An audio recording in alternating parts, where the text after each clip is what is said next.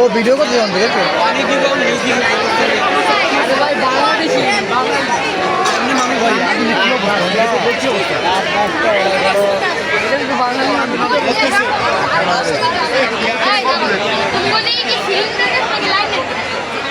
ওখান থেকে ভিডিও করে রাখছে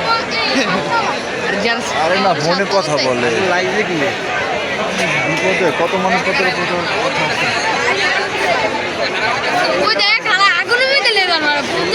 না এই দিকটাই তো